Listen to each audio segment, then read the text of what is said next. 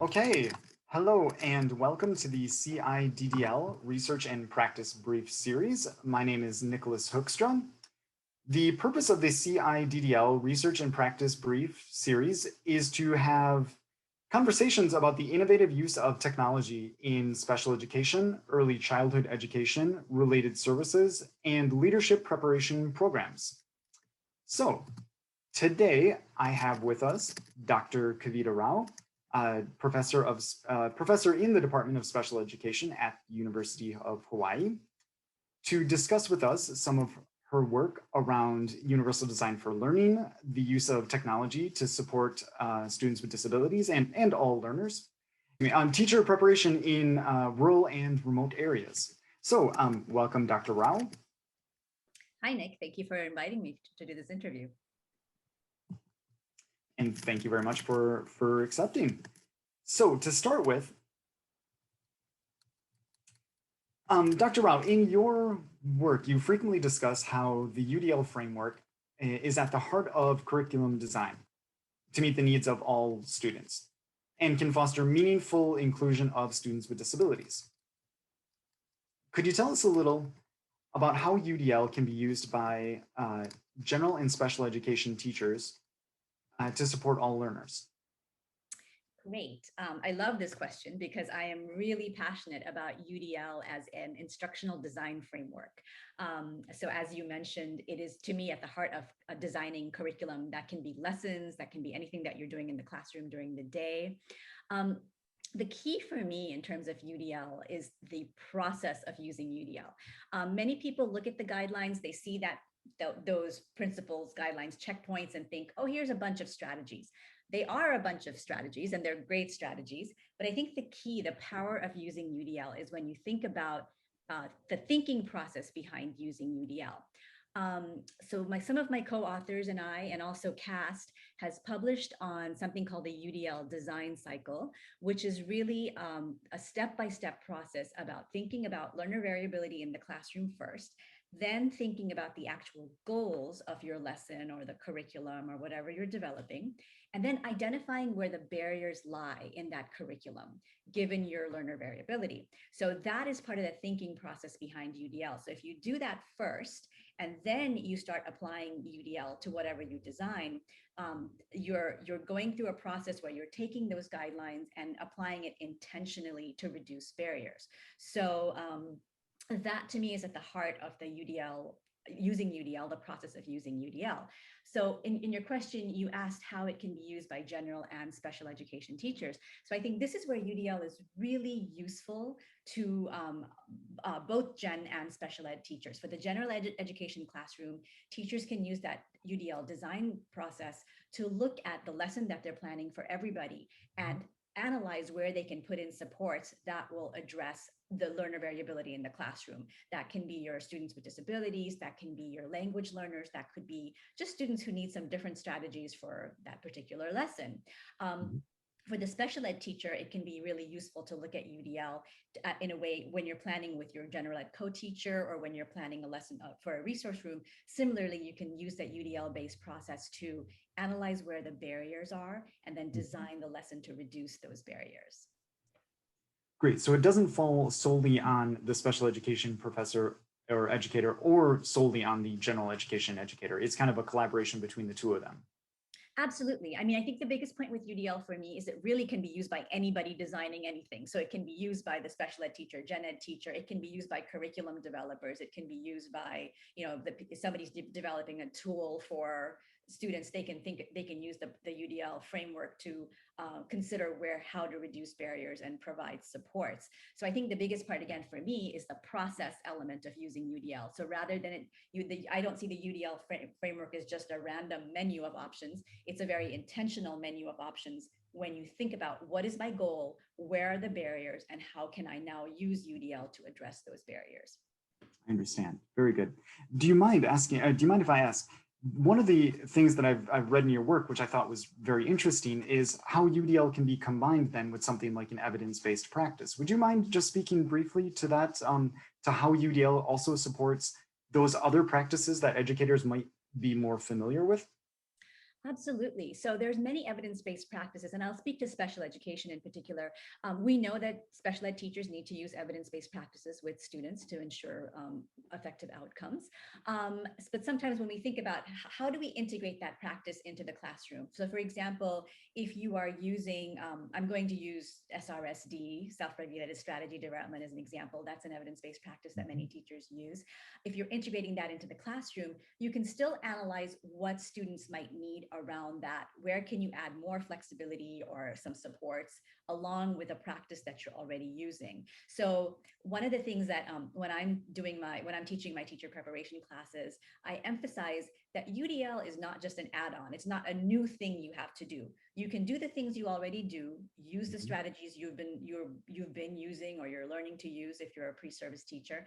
What UDL gives you, again, is a framework to think about where and when you can do certain strategies to reduce the barriers. So again, with an evidence-based practice, you may have the core components that you are going to do for the EBP, but you can consider the other factors around that might make the practice or the intervention that you're doing more suitable for the environment or for the students that you're using with. So again, it's not really an add-on so much as a way to think about what you're doing and how to make it work for the learners that you're working with. Excellent. That makes sense. Thank you. And now, speaking of different populations of students, your work also addresses UDL. Your work also addresses,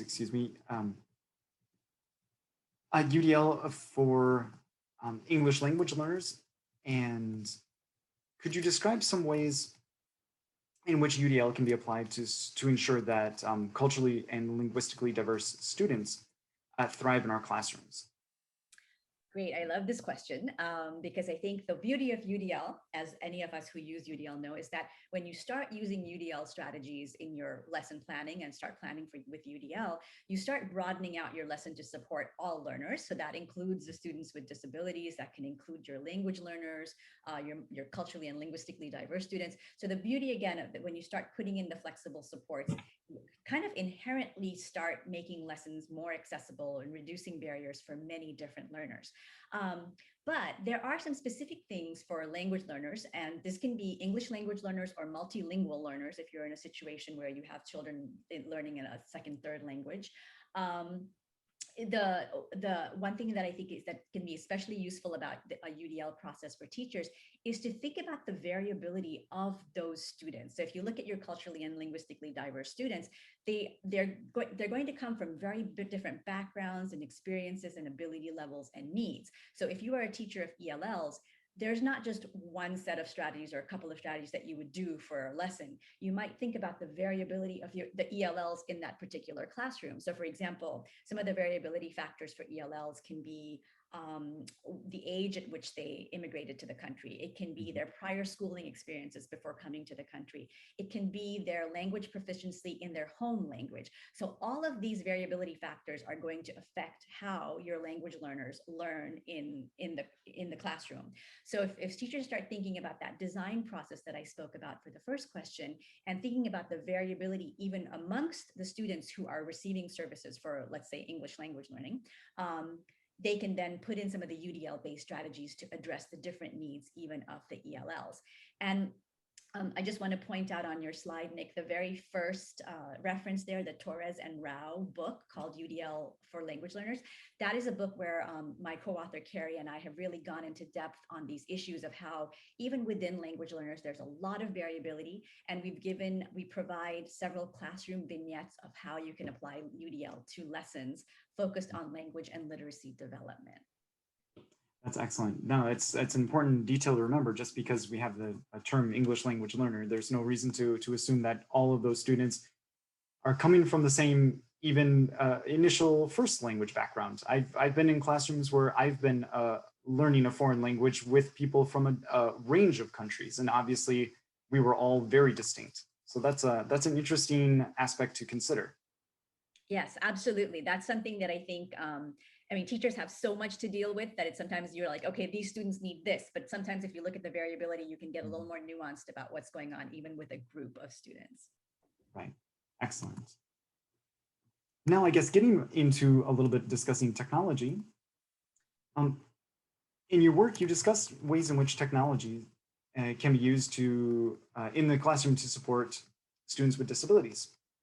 Could you speak briefly on the intersection of UDL, technology, and especially online learning? Okay, I really love this question, and I could probably speak for about an hour or two. I know we only have 15 minutes for this whole interview, so I'll keep this brief. But um, so technology and UDL just go hand in hand. So I do want to be clear. I know this is a question that always comes up. Do you have to have technology to do UDL?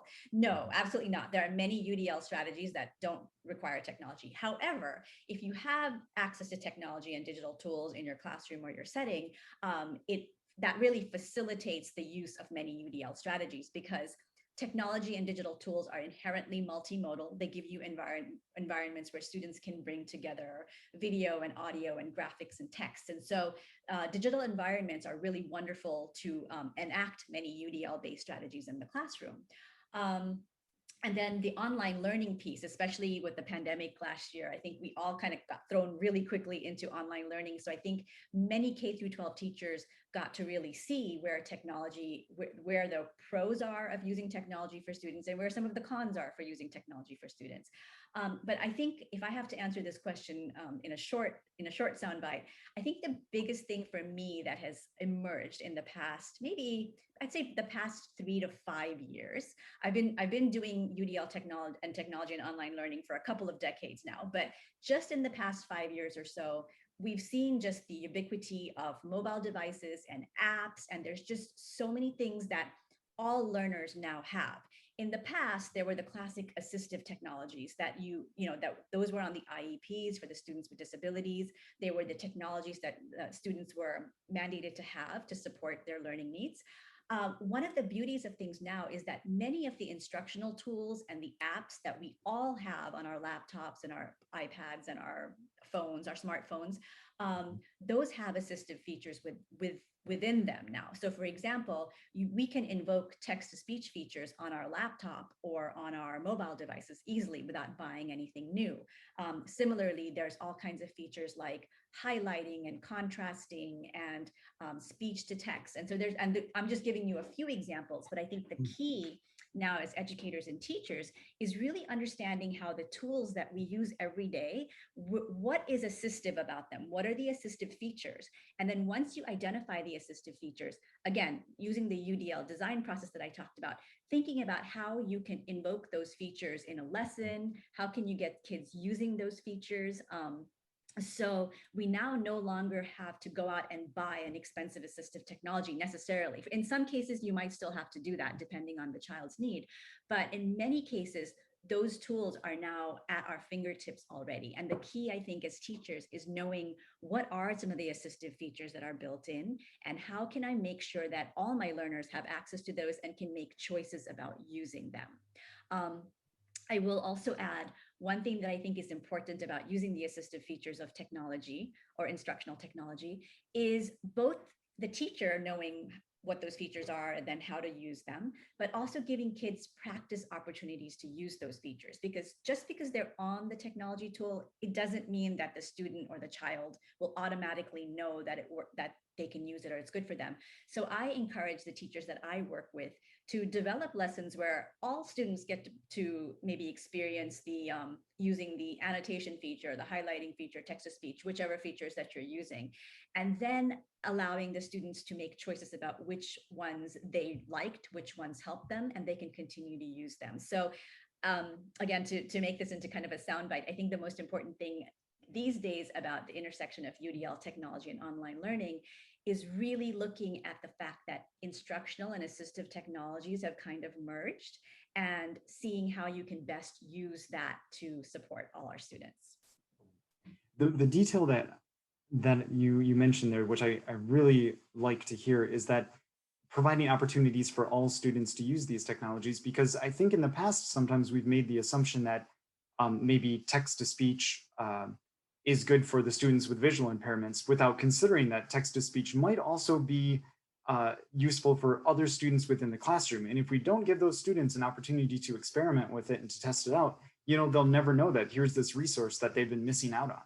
So I love that that notion that we need to be giving opportunities for all the students to experiment and to use these different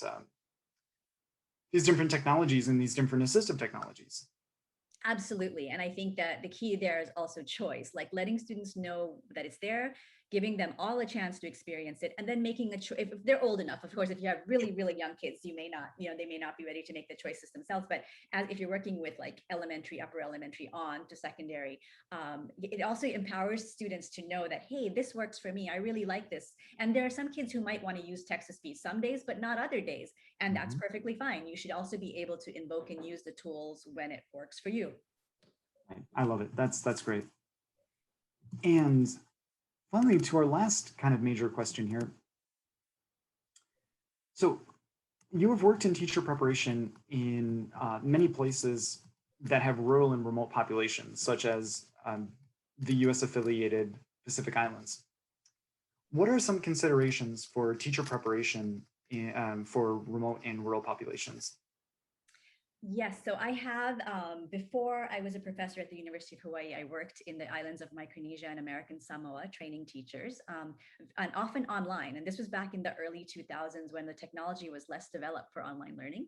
And then more recently, in the past decade, I've been working at the University of Hawaii, where we serve many islands in Hawaii, of Hawaii. And so again, I've worked with rural and remote teachers. So some of the things that I think are really important for teacher preparation in rural and remote areas is understanding the needs of the populations and the teachers that you're training in those areas. So one of that is just really kind of having a cross-cultural dialogue and not just assuming like we are the teacher educators, we know what we're telling you. So one of the ways that I've done that is using synchronous learning opportunities robustly to engage with the students that I'm working with, and the students being the teacher candidates that I'm working with. And it's interesting because when I first started doing this, I think like 15, 20 years ago, the synchronous technologies were much harder to use. We were using things like Illuminate, a technology, and people had to download things, and it was sometimes harder to connect. These days, I think we've moved really far. People are using Zoom and Google Meet, and most of us now know how to use it because of what happened last year with the pandemic. So I think the key would be using those synchronous connections to have more of a dialogue of as you're teaching the strategies that you need to about, as if you're a teacher educator, you are an expert in strategies that you need to teach teacher candidates, but really also dialoguing with the teacher candidates in the location that you're in through synchronous meetings about what are the scenarios you're working in, what works for you, what do the children in your areas need. So that's one thing, using the synchronous connections to kind of have a cross-cultural dialogue, because the issues for rural and remote places are very different from urban schools and the schools where your teacher education facilities might be. The other really important thing that I learned when I was working with teachers, especially in the US affiliated Pacific, is when our teacher candidates are in rural and remote areas, they themselves might be isolated. So they might not have a group of teacher candidates to talk to. They're not coming into a university and sitting in a classroom with each other if they're doing online learning. So one of the things that I used to do in the Pacific is have certain days where if the group, I'll give an example. I used to work in the Marshall Islands, and I would have the teachers in the Marshall Islands on Saturdays would get together in one room. They would drive from wherever they were, and I would log in and work with them. And it didn't have to be a class session. It was just me logging in and talking with them, and they would have each other in the same room. So along with the synchronous sessions, I found that if your teachers are in a place where they can actually come together in person, if it's convenient, that was a strategy that people really appreciated, because they could make those connections, talk to each other, and not feel as isolated as learners. So those are just a couple of strategies that I would suggest working for rural and remote populations with teacher preparation. I think the biggest thing is not assuming that what we know in our more urban city environments is the same as wherever our teachers are. So really listening and dialoguing with teacher candidates about what's going on in the schools where they are. Right. The learning process is a two-way street. We can learn as much from what we teach and from who we teach as the people who we teach can learn from us. I think that's something we need to remember in all facets of our life. Absolutely. And I will just add to bring it back home to the UDL and technology piece.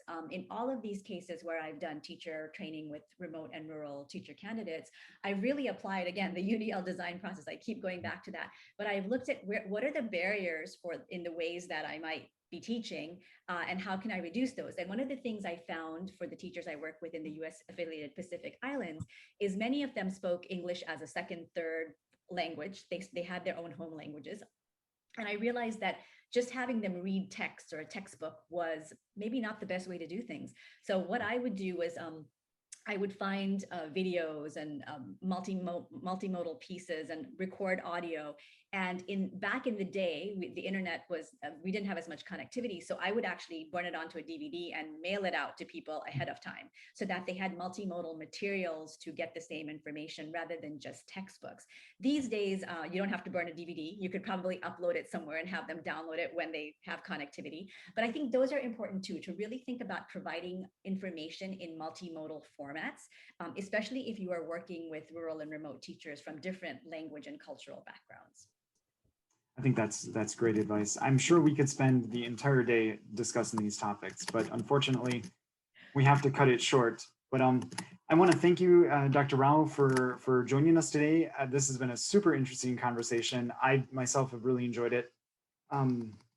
We appreciate your time and work, obviously. For more information on the CIDDL research and practice briefs, as well as other resources for higher education and related services, please go to ciddl.org. Don't forget to follow us on social media, subscribe to our channel, and leave us a message.